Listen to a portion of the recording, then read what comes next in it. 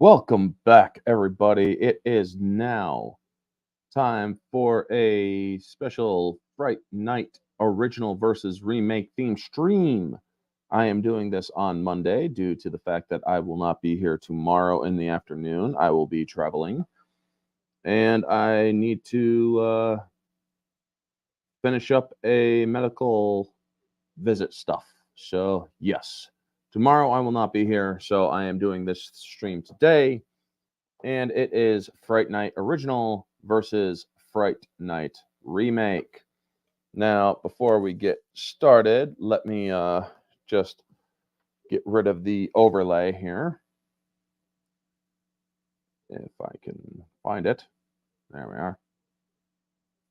So, yes, hello. How is everybody doing? It is, or let's say hello to the chat. Vanya, good to see you.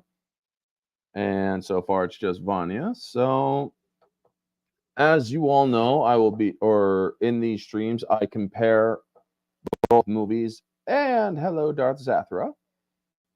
And anyone else in the chat. Hello, hello, hello. Thank you so much. I do compare these movies on an objective scale through story, cast, writing, effects, acting, leads, music score, the director, the budget, and then I will be tallying the scores, which I do need to reset from the last one. Now, the last one was Fantastic Four, and the original beat the reboot. But this one is, I'm guessing, probably going to not be as you would all expect. Which one will win? I still don't know yet. But yeah, let's start with it. Or actually, before we do that, tomorrow night I will be on the Barroom podcast. I will be back in time for that. Wednesday I will be on Mara Jade's channel, Jade Shadow, for doing Underworld Evolution for the ones and twos, 8 p.m. Thursday, me and Mara will be on my channel doing My Bloody Valentine 2009, the remake. And Friday is Orange Hat Uncensored. And Sunday will be the weekly recap again. So now let's get into it. Starting with Friday Night Reboot. Both movies, I think, are pretty good. Some have its problems, both have their problems, both have their shines. But let's go into it with story right now. Now, basically, it is the same story. Neighbor's a vampire. You're trying to convince people of it. They're not buying it. So you're going to have to freaking fix the shit yourself.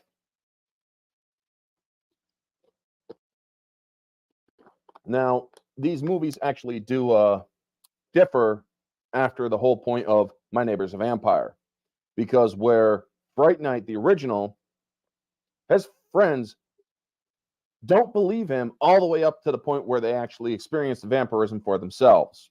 Meaning Evil Ed ends up getting chased down and turned, or actually allows himself to be turned. And Amy witnesses it, tries to run from it, and eventually gets seduced by Vampire Mojo.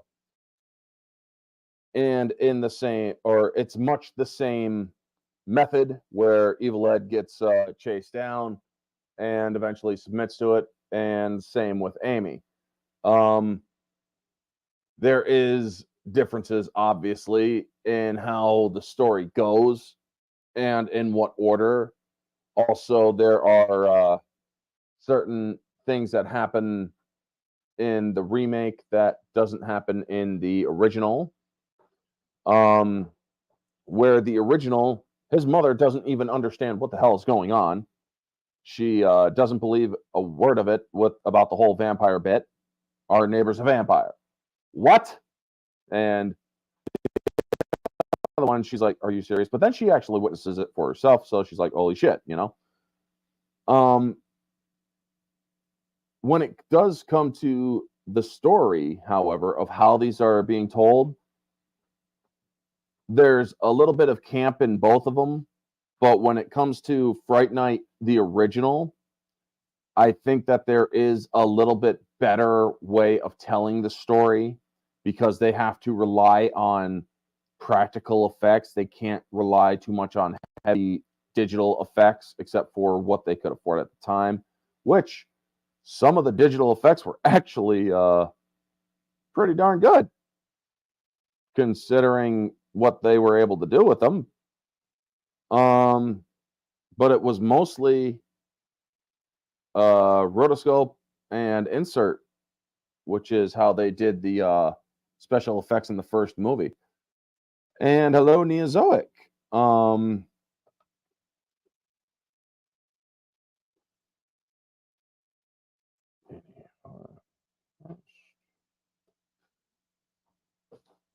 And go. Hold on one second. I'm also making sure to pull up the cast because that is the next bit. So,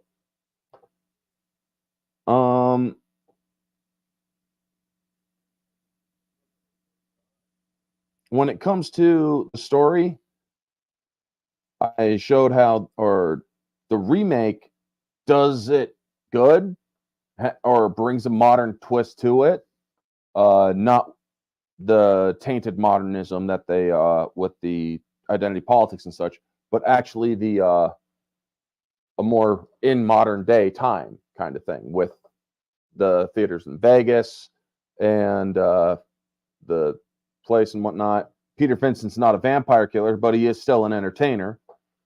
Gotta love this, or gotta love the characters though. But overall, when it does come to the story, I think that the original Fright Night just edges out a little bit in terms of story. Now, does that mean that the writing is going to be or go to the original? No, that is not automatic. So right now, the original takes the first point in terms of story. And honestly, I really should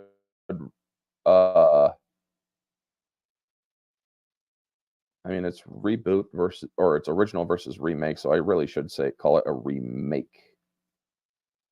So yeah, now that that's edited, remake instead of reboot. So the first one goes to the original. Now we're going to cast, and I'm going to share my screen to show you guys the cast. So let's see here. Don't need the audio shared. So this is the cast of the first movie. And let's count, or I'm going to count how many of these people I know from more than just one movie. So far, we got Chris Sarandon. I have seen him in TV shows, and he actually is also in the remake. So there's one. Roddy McDowall. I obviously have seen him in other movies. That's two. Let's see here. I do believe Art Evans I have seen in another movie. Nick Savage I have seen in a couple other movies here and there.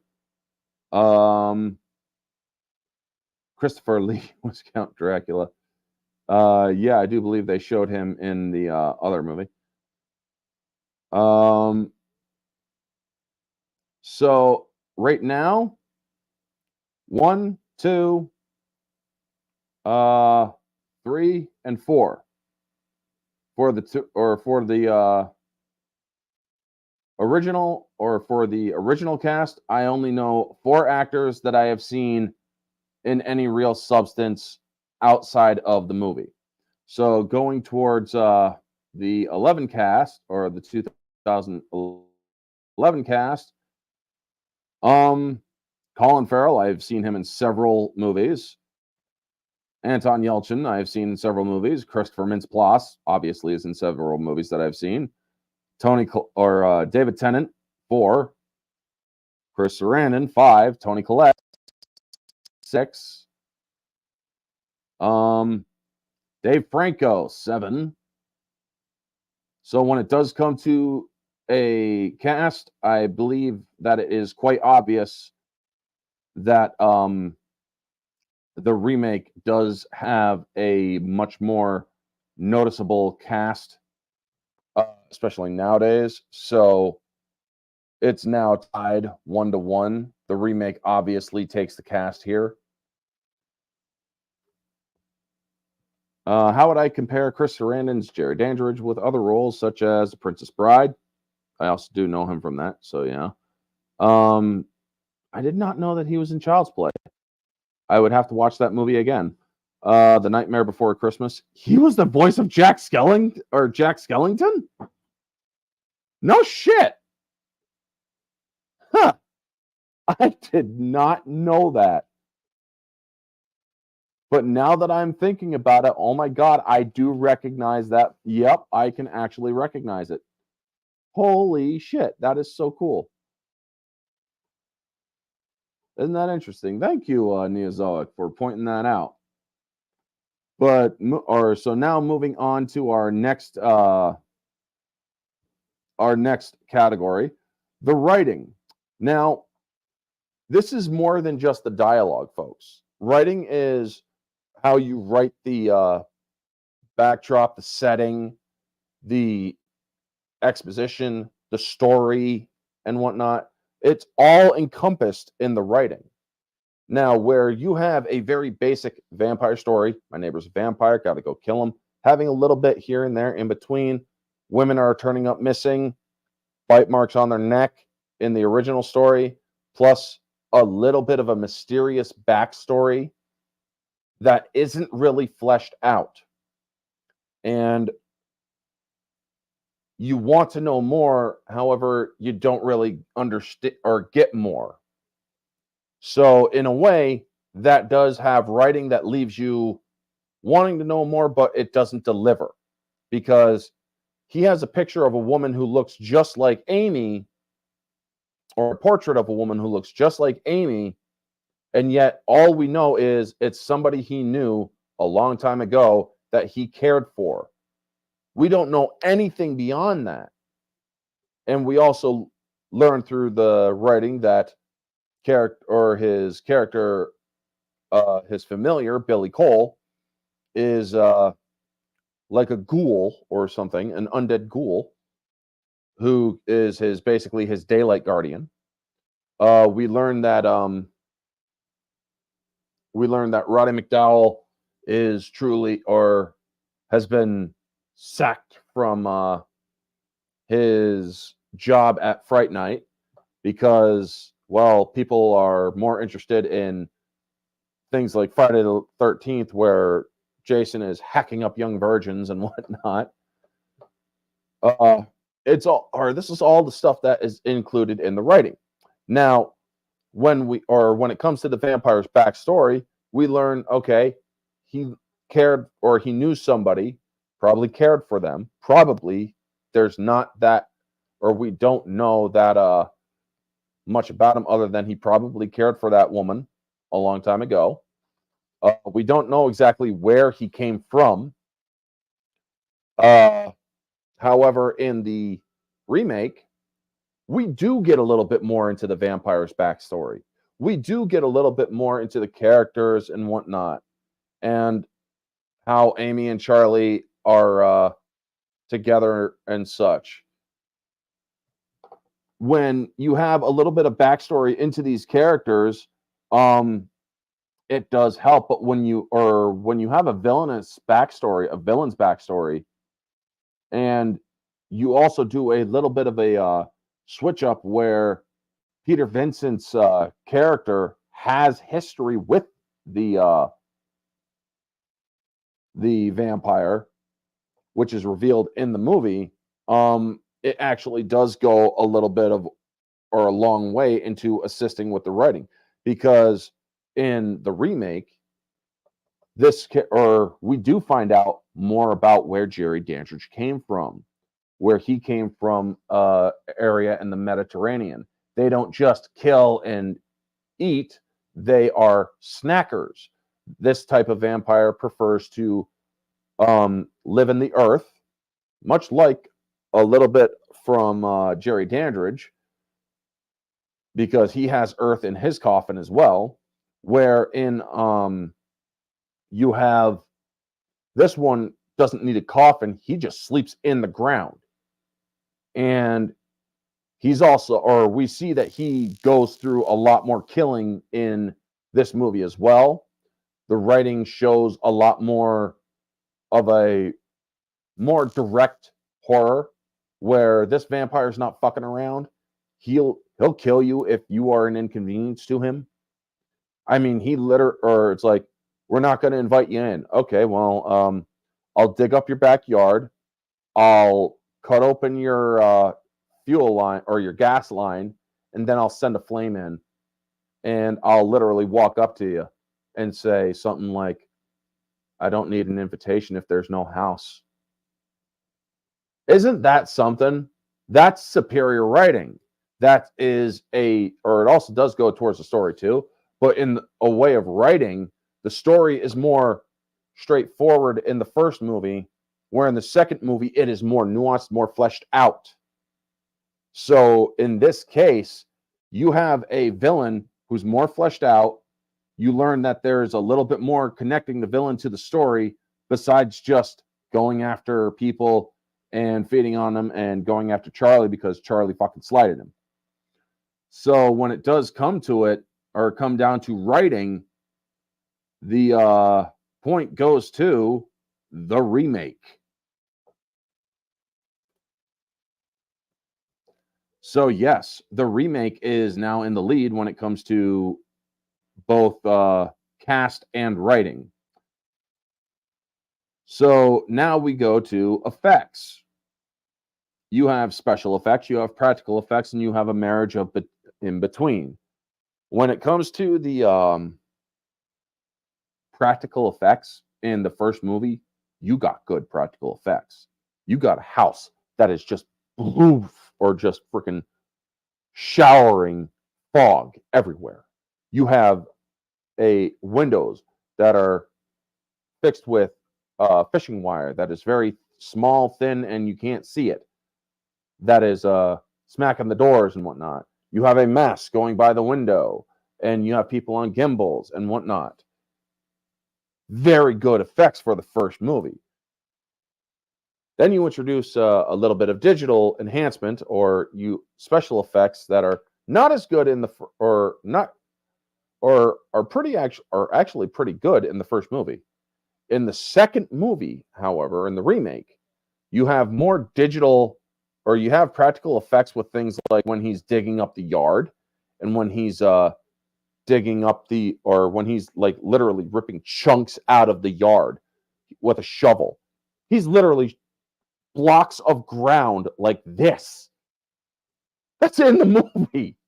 And I'm thinking to myself, either this is astroturf and clay, or this is just, holy crap, I don't know what to think of this, you know?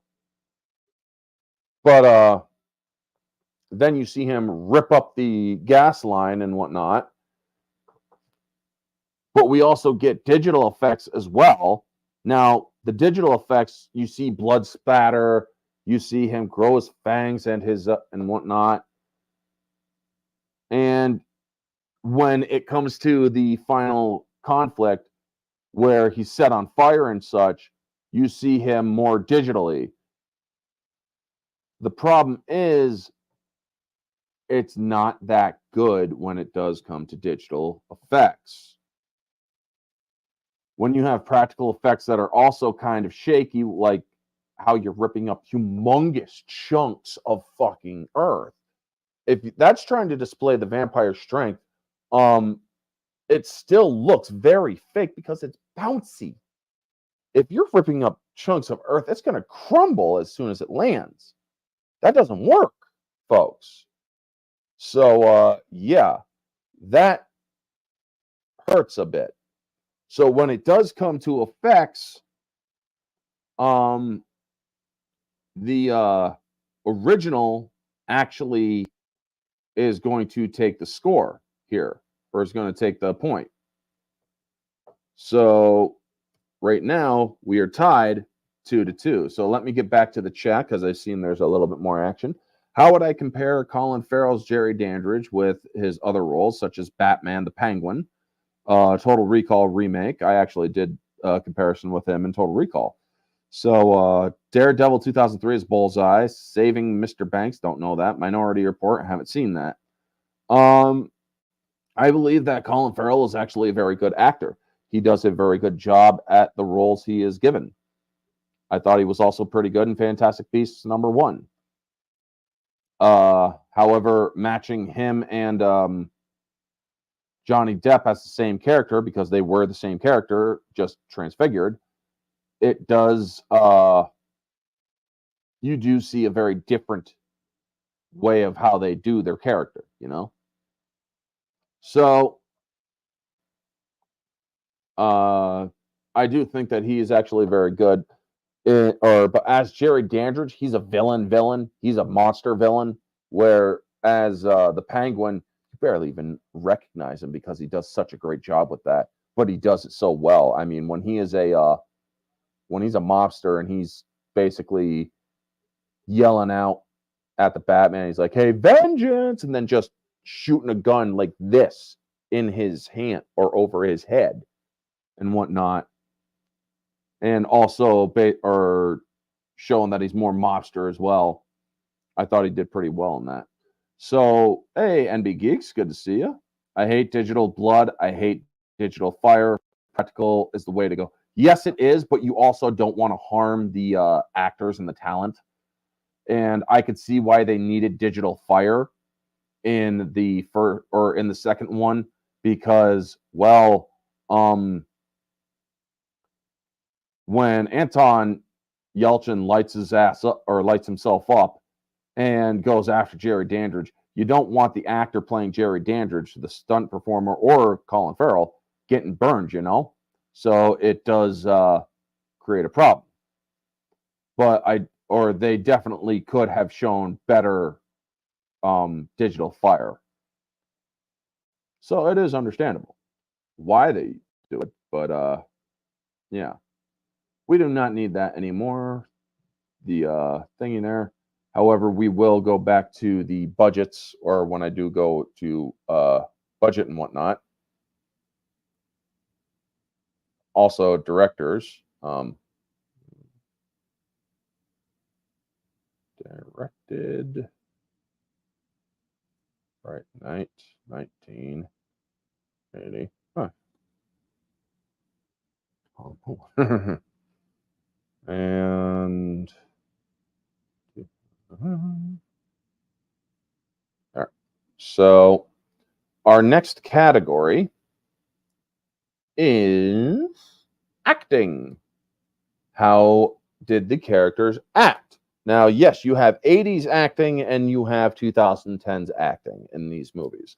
There is a big difference. Yes, I am aware of that. However, who's more convincing as a vampire?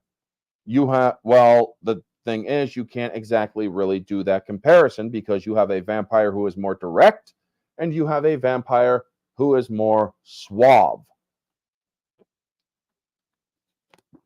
Chris Sarandon played that role very well as the suave vampire, but also very murderous when needs to be. Where you also have the more animalistic and direct vampire, which is Colin Farrell. There's a scene in the remake in which he's feeding on one of the women that he has kidnapped. And you see him more animalistic, acting more differently than what we are used to seeing with a vampire. He's more animalistic. He wants to just rip right in, but he's holding back for the anticipation of it, you know? So he does a good job with that. The character of Charlie, who is terrified of facing this creature and who is going for help and is desperate and whatnot. The kid from the original did it very well. Anton Yelchin, he does it good. Don't get me wrong. He does it very good. I'm not going to dispute that. But I do think that the actor from the original one, I'm blanking on his name right now. I do believe that he played it a lot better as Charlie Brewster.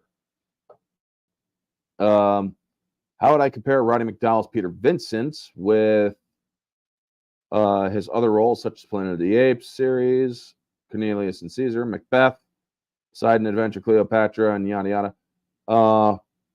I thought he did pretty well in those movies. Roddy McDowall is a stage actor, and he does it very freaking well. I also loved him in Fright Night 2. Who was more convincing as a vampire? Christopher Lee. Christopher Lee was so great. But going back to Roddy McDowall, honestly, I thought that he played, or in the Planet of the Apes movies, I thought he did a very good job with those movies. And as Peter Vincent, he kicks it out of the park, man. He knocks it out of the park. He hits it out of the park, whatever the phrase is. Roddy McDowall is truly a man, an actor of his time, and he did a wonderful job. Now, David Tennant, he plays a different Peter Vincent. He plays a Peter Vincent that is a stage actor, yes, but he is a Vegas actor. And God, man, it's apples and oranges, where you have this actor who is getting ready to retire. He's gotten old. He's no longer as famous as he used to be. And people aren't watching his stuff much anymore. So, yeah.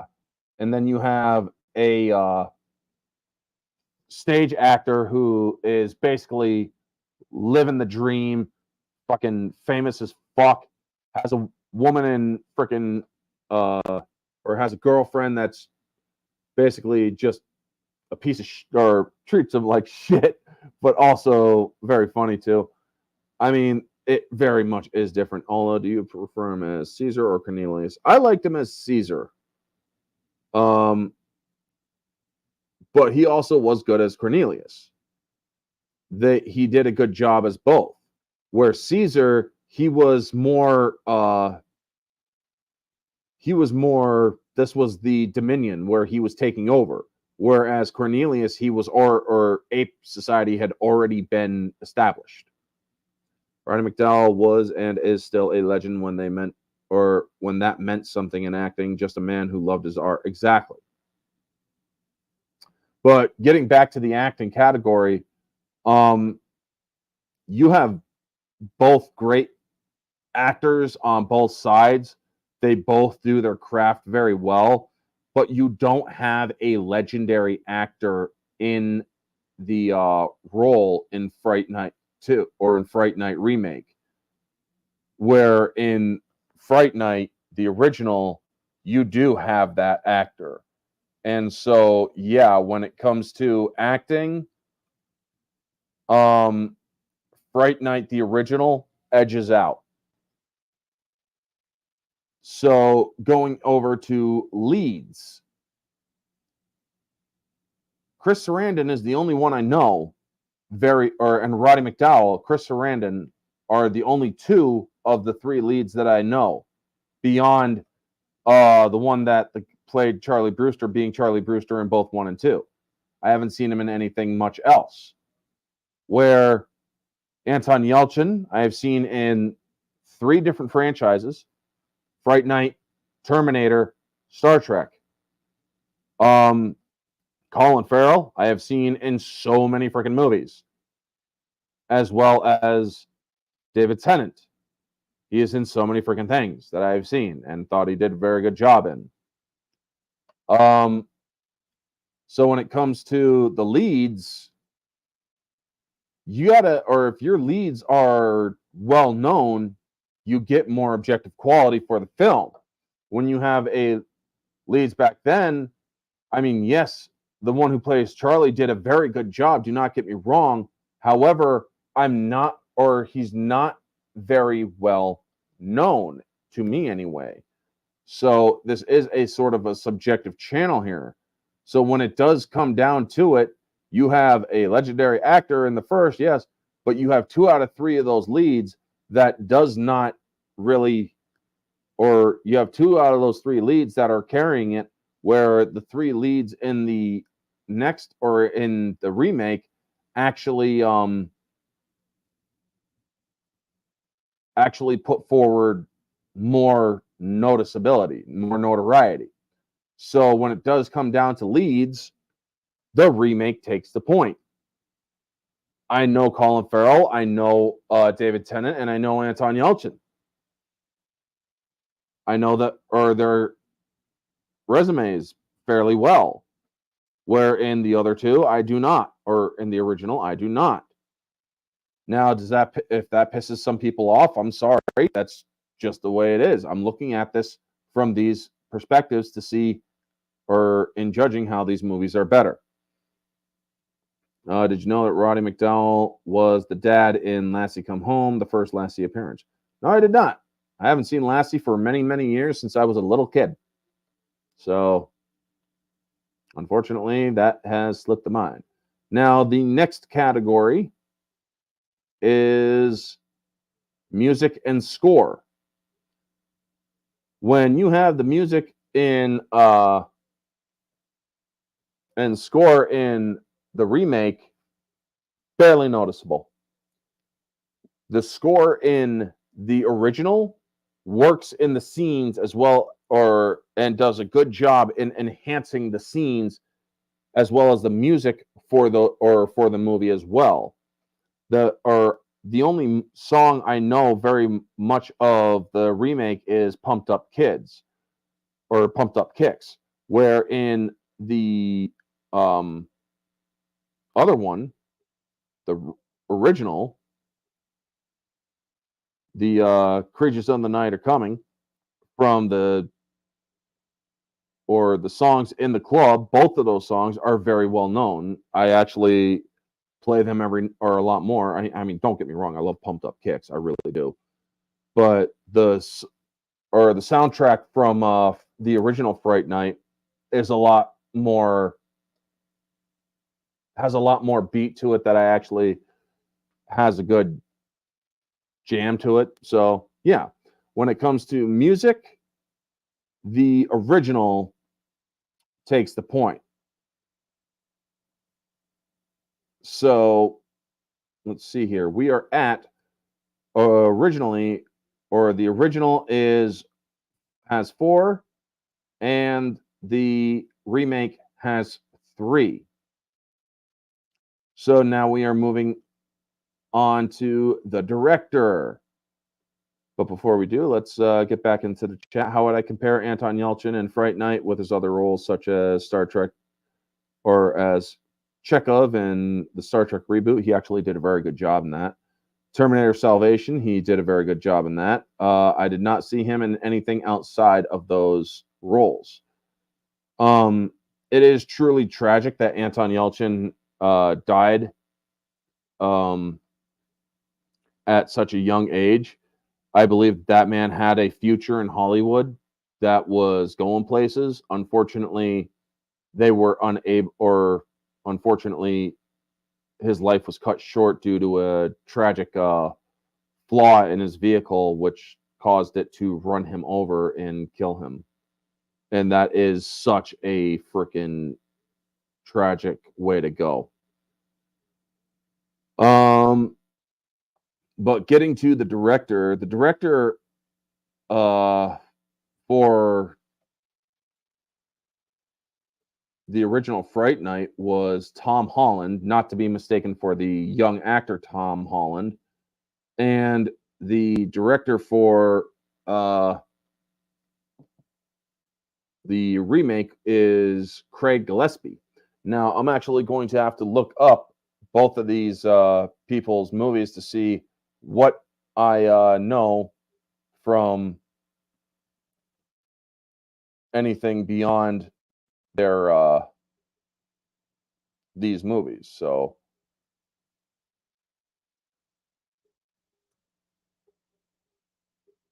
director IMDb. So let's see what else he did here.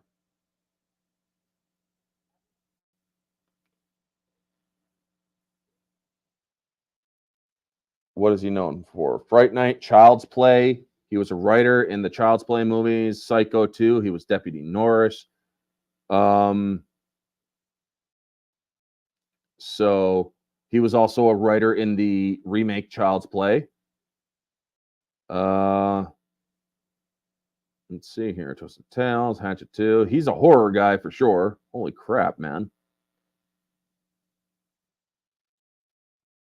Let's see here. I do not care for the acting. I want to know his direction.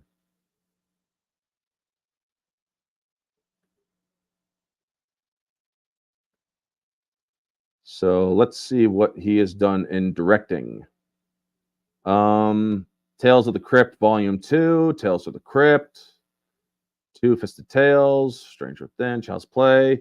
He was the director there. Fatal Beauty. He directed Fatal Beauty. That's a good movie with Whoopi Goldberg. As much as I think Whoopi Goldberg's a nutcase nowadays. The Langoliers is pretty good. He was the director of Thinner. So yeah, this dude has some pretty good has a pretty good resume, Tom Holland. So now let's look up Craig Gillespie.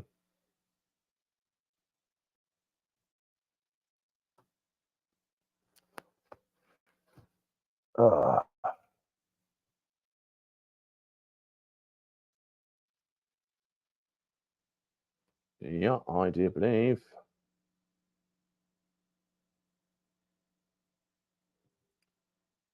Alrighty, he's producer, director, and writer. He's known for Lars and the Real Girl, $1 Million Arm, The Finest Hour. So let's go to his directorial.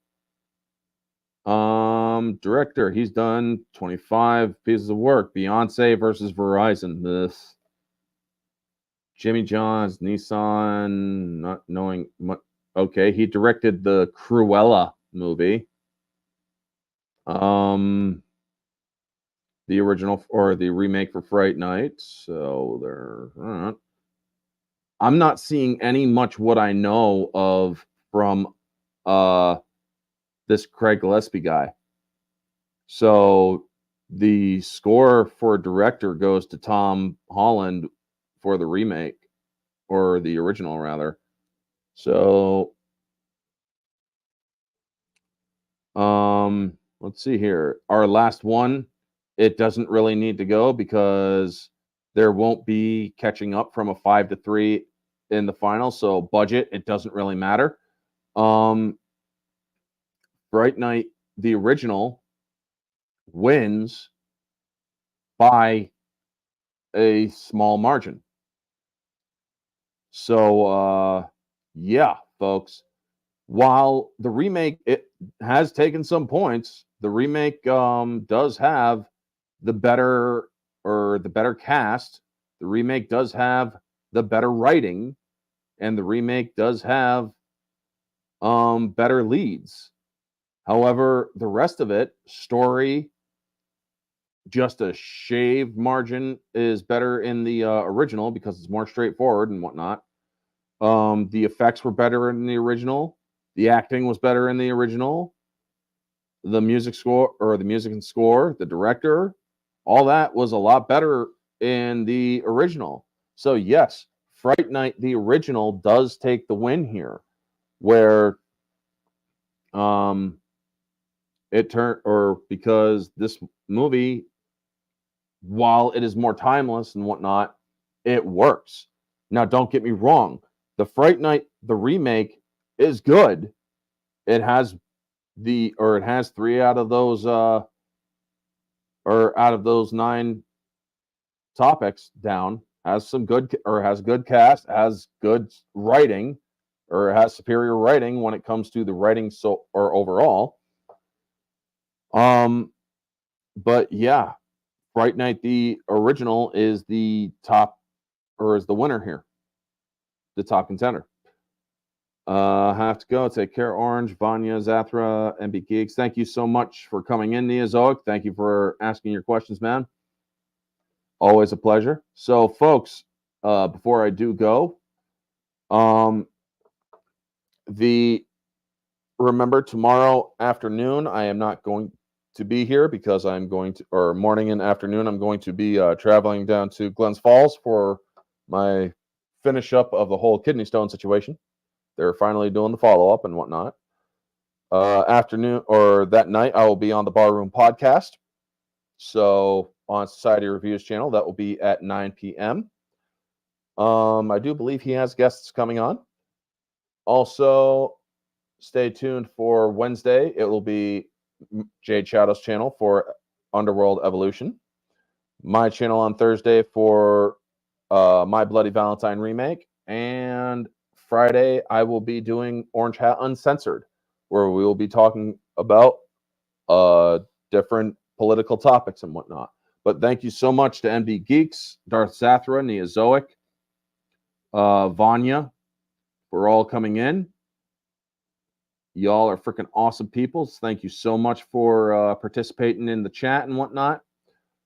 Next week is going to be Mortal Kombat 1996 versus Mortal Kombat 2021. And as much as I am not a big fan of the 2021 film, I only like the Scorpion fights. I will be rewatching both of those movies to give you a more detailed, or I will have to rewatch it to give you a more detailed version of, or detailed analysis of the films. So with that said, folks, thank you so much for tuning in. If you like this video, feel free to like, comment, subscribe, share, all that jazz. Let me know your thoughts down in the comment section below. What did you think? Do you think the remake is better on Fright Night subjectively? Or do you think the original is better subjectively? Objectively, it turns out the original is better than the reboot. Anyway, folks, thank you so much for tuning in. Y'all are freaking awesome people. This has been Orange Hat. Y'all have a wonderful day, and always remember to stay humble. Peace.